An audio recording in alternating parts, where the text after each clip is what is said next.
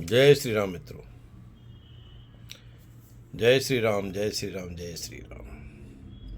मित्रों, हम भी खुश हैं, आप भी खुश हैं और ये दुनिया भी खुश है और खुशी रहे, यही तमन्ना, यही इच्छा, यही प्रार्थना प्रभु श्री राम से। हम बातें कितनी करें, कितनी ही कर लें, चाहे कितनी ही कर लें, उसकी कोई थाह नहीं। फिर भी कुछ इस कलयुग में मानव मात्र के लिए कुछ बहुत ही इम्पोर्टेंट एस्पेक्ट जो भगवान श्री राम के द्वारा प्रेरित किए गए हैं, बताए गए हैं, जिनके स्वरूप हमारे को दिव्य दृष्टि के द्वारा हमारी चक्षुओं को, हमारी आंखों को खोलने का काम उनके द्वारा किया गया है, उसी कुछ हम जानते हैं। अर्थात भगवान राम के जीवन में क्या घटनाएं हुई, कैसी उन्होंने लीला की और हम क्या सीख सकते हैं। मित्रों, जो रामायण है, रामचरितमानस से, दोनों महाग्रंथों की बात कर रहा हूँ, तो उससे एक चीज़ हमको मिलती है सीख कि हमको अपने जीवन में हर परिस्थिति से जीना चाहिए की इच्छा भी रहनी चाहिए और उस परिस्थिति से अपने आप को ढालकर यह भी सीख लेनी चाहिए कि हम उसमें कैसे आगे बढ़ें, कैसे क्या करें, और ताकि हमारा अपना जीवन सफल हो। और हमारा अपना जीवन सफल होगा तो प्रभु की आराधना भी होगी और उसके अलावा समाज का भी अच्छा होगा। जो इस जगत में सर्वोपरि हैं वो रामायण के पात्र, सुपात्र स्वयं भगवान श्री राम ही। और भगवान श्री राम भगवान विष्णु के अवतार थे, यह तो सर्वविदित है। और इसलिए उनके द्वारा की गई क्रियाएं, कलाएं हम क्या सीख सकते हैं। जो कर्म, जो क्रियाएं उन्होंने की, जिसकी वजह से वो महान कहलाए और आगे के लिए भी प्रेरणा स्रोत हैं, क्योंकि यही तो वजह है मित्रों, जब तक यह दुनिया रहेगी तब तक भगवान श्री राम का नाम रहेगा, इसलिए तो कहा है। इसलिए मित्रों, कुछ आकलन करते हैं, कुछ संकलन करते हैं, 7 बातें जो हमको जरूर याद रखनी चाहिए भगवान राम के चरित्र से, उनके जीवन में की गई कार्यों से। पहली बात, कभी भी हार मत मानो। कैसी भी स्थिति परिस्थिति हो, क्यों ना हो, वजह कुछ भी हो, हार मत मानो, गिव अप मत करो।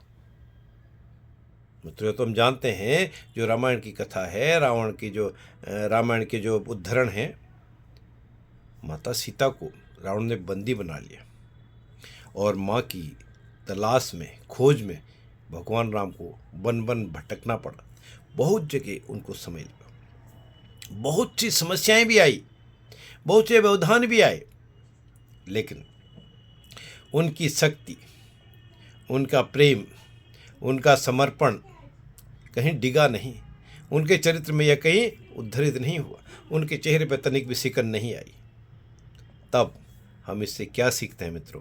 पहली बात, कभी हार न मानने से, कि इसी तरह कोई भी लक्ष्य हो उसको हम बनाएं, उसमें समय लग सकता है, कठिनाई आ सकती है, हर्डल्स आ सकते हैं, परेशानियां आ सकती हैं, उसमें दिन लगे, क्षण लगे, पल लगे, सप्ताह लगे, माह लगे, साल लगे या बरसों क्यों ना लग जाए, हमको पीछे नहीं हटना है। बस अपने लक्ष्य की तरफ बढ़ते जाना, बढ़ते जाना, बढ़ते जाना ही है। और उसी की परिणति का प्रतिफल, जो स्वाद हमको मिलने जा रहा है 22 जनवरी को, भगवान श्री राम का नए दिव्य और भव्य मंदिर में पदार्पण होगा, लोकार्पण होगा, उनकी प्राण प्रतिष्ठा होगी नई मूर्ति के साथ, यह उसी की एक प्रेरणा भी है।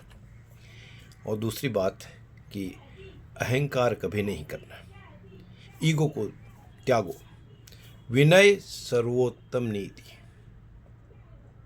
हाँ, जब स्थिति जैसी हो वैसा व्यवहार भी हमको करना चाहिए। ये बात मित्रों बिल्कुल सर्वविदित है, हम जानते हैं।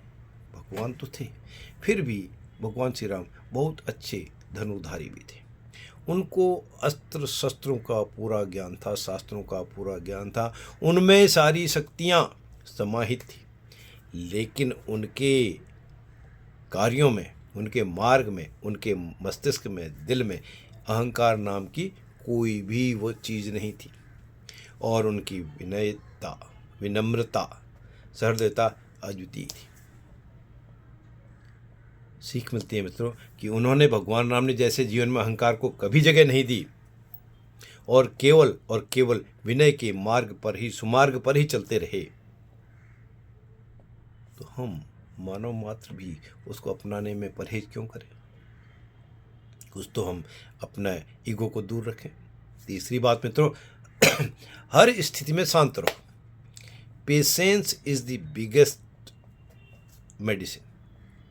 उन्होंने युद्ध में जंगल भटकते हुए बहुत तरह की कठिनाइयाँ तो झेली, बहुत से राक्षसों से लड़ाई भी की, युद्ध भी किया, जिसका उनको दर्दनाक अनुभव भी हुआ। लेकिन उन्होंने अपने को कंट्रोल से आउट ऑफ कंट्रोल नहीं किया, अपनी भावनाओं पर, अपने क्रोध पर नियंत्रण रखा, विशालतम स्तर का। तो इसलिए सीख मिलती है मित्रों, कैसी भी स्थिति परिस्थिति हो, घबराएं नहीं। मस्तिष्क को, मन को, अपने आप को शांत रखें। घबराने से क्या होगा?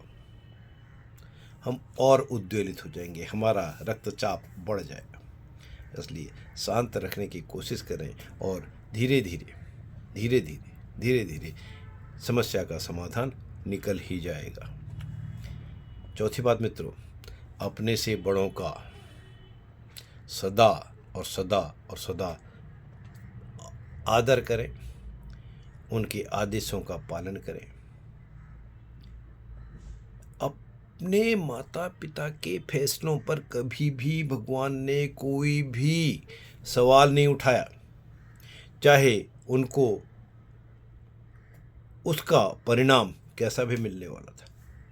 राज तिलक छूट के वनवास 14 साल के लिए,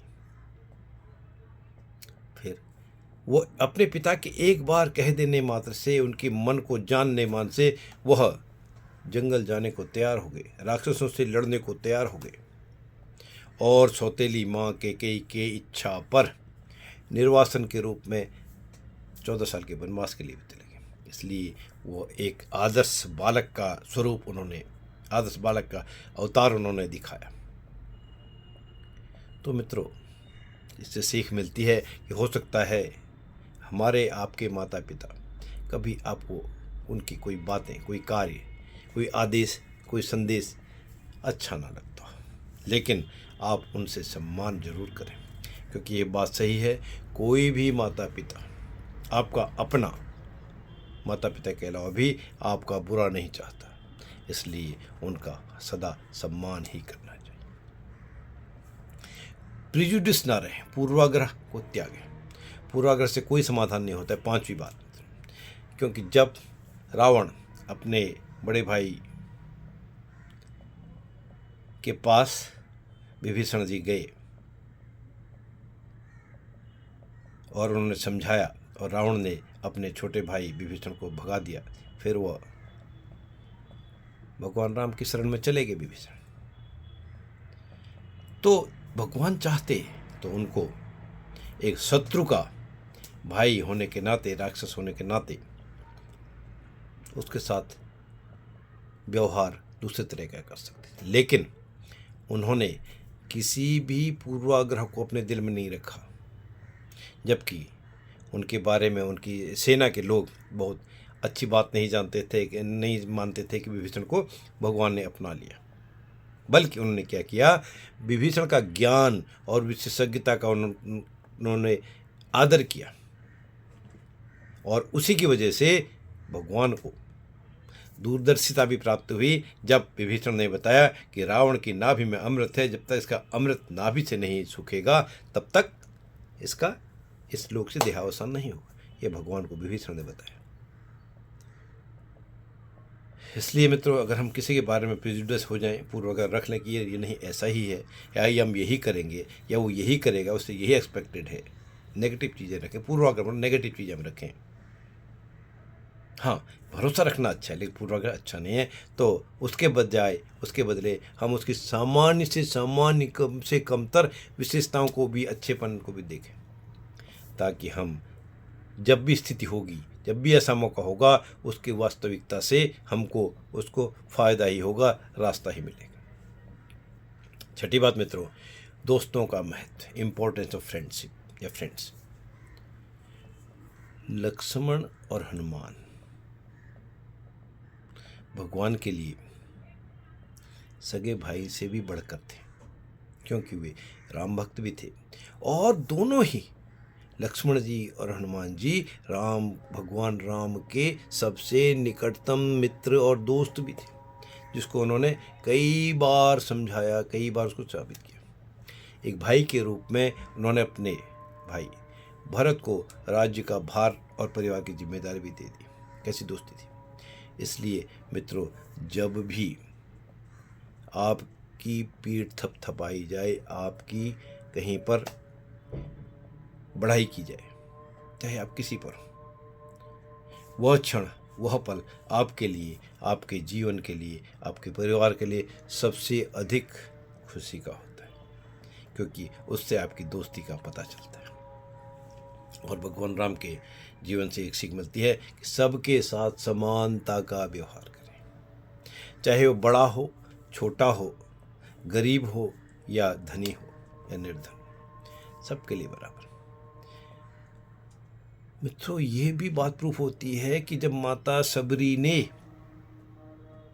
उनको भूखे थे, फल मांगे, फल दिए उनकी, जब कुटिया में भगवान आए थे, तो सबरी ने बिना कुछ सोचे समझे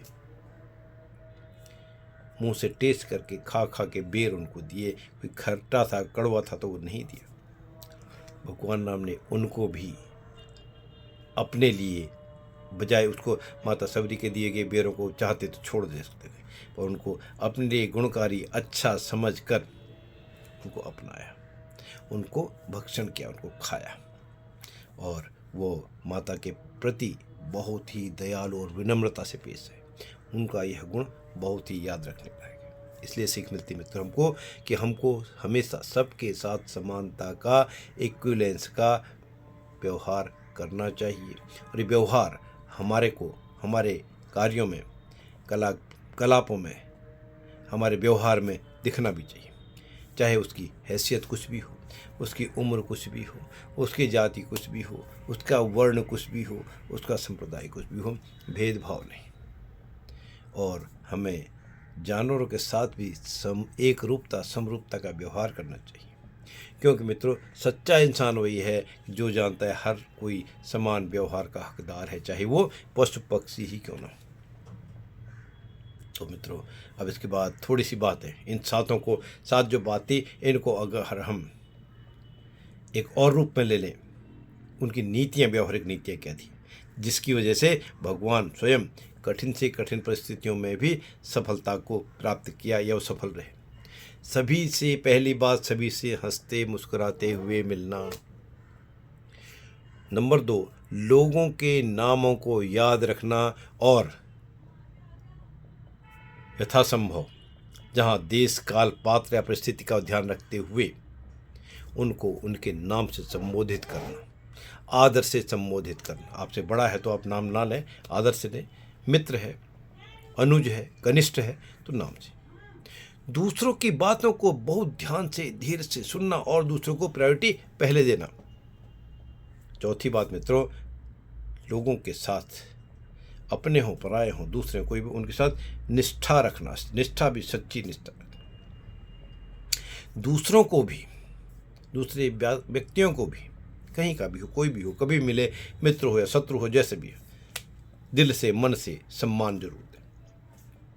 और किसी को भी अपने विचार मनवाने के लिए तर्क, वितर्क, कुतर्क, विवाद आदि चीज़ों का सहारा ना लें मित्रों।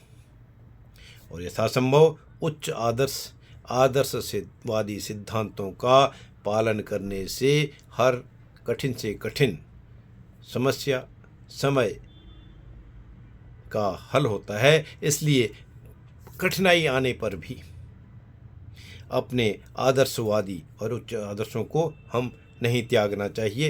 ये 7वीं नीतियाँ भगवान के द्वारा बताई गई हैं।